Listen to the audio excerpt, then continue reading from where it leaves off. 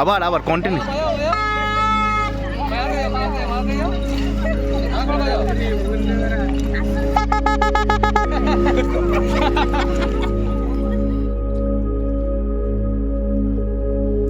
পঞ্চলিঙ্গেশ্বরের main gate পেরিয়ে আমাদের যাত্রাপথ শুরু হয়েছে। প্রায় 350টা সিঁড়ি অতিক্রম করে আমাদের পৌঁছাতে হবে বাবা পঞ্চলিঙ্গেশ্বরের ওখানে, যেখানে পঞ্চলিঙ্গেশ্বর বাবার মাথা দিয়ে ঝর্ণার জল বয়ে চলেছে। অনেকটা পথ আমাদের সিঁড়িতে হেঁটে অতিক্রম করতে হবে। ওখানেই আমাদের প্রত্যেককে জুতো রেখে আসতে হবে। জুতো রাখার কুপনটা ওখানে কাটতে হবে, জুতো রেখে আসতে হবে না। জুতো আমরা ওপরে এসে রাখতে পারবো ওই কুপন দেখিয়ে বিনামূল্যে, অর্থাৎ ওই কুপনের বিনিময়ে আমরা জুতো ওপরেই রাখতে পারবো। এই বাকিটা পথ আমরা কিন্তু জুতো পরেই ওপরে উঠে আসতে পারবো। লিঙ্গেশ্বর মন্দির, এখন আমরা সবাই পঞ্চলিঙ্গেশ্বর মন্দিরে আছি। এই যে দেখছেন সবাই এখন বাবার কাছে পুজো দিয়ে আমরা রেডি আছি। দিয়ে এখন সেই এদিকে রয়েছে মাধব মন্দির, মাধব মন্দিরে আমরা পুজো দিয়ে এলাম। এখান থেকে পুজো দেওয়ার লাইন শুরু হয়েছে, লাইন যথেষ্ট কম, সবাই পুজো দিয়েছে। দেওয়ার পর এইখানে এই জায়গাটায় বাবার লিঙ্গ রয়েছে, এখানে মন্দিরে গিয়ে লিঙ্গ ছুটছে। এইভাবেই আমরা প্রত্যেকে পুজো দিয়েছি।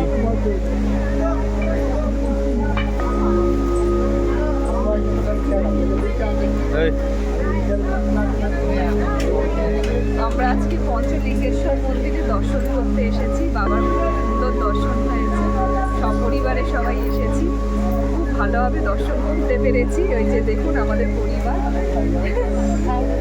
বলে দাও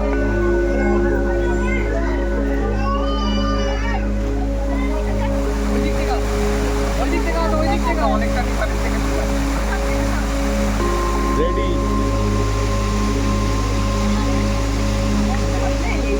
জায়গা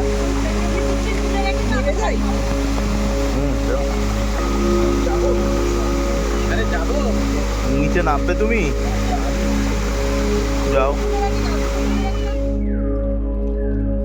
প্রতীক্ষার অবসান করে আমরা এবার এসে পড়েছি পঞ্চলিঙ্গেশ্বর মন্দিরে।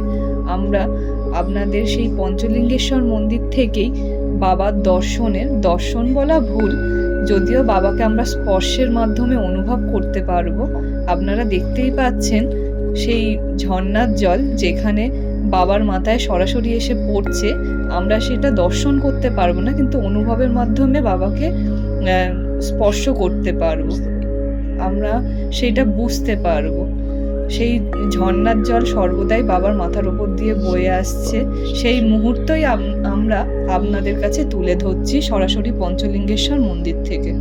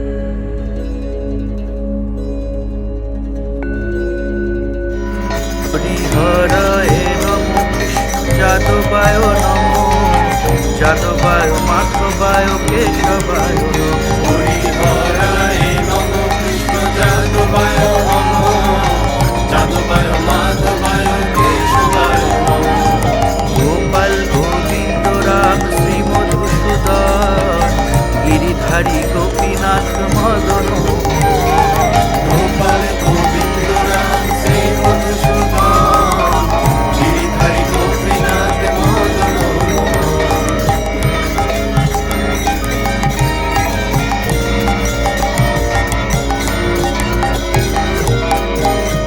শ্রী চৈতন্য নিত্যানন্দ শ্রী অদ্বৈত সীতা হরি গুরু বৈষ্ণব ভাগবত গীতা শ্রী চৈতন্য নিত্যানন্দ শ্রী অদ্বৈত সীতা হরি গুরু বৈষ্ণব ভাগবত গীতা শ্রীরূপ শ্রী সনাতন ভট্ট রঘুনাথ শ্রীজীব গোপাল ভট্ট দাস রঘুনাথ শ্রীরূপ শ্রী সনাতন ভট্ট রঘুনাথ শ্রীজীব গোপাল ভট্ট দাস রঘুনাথ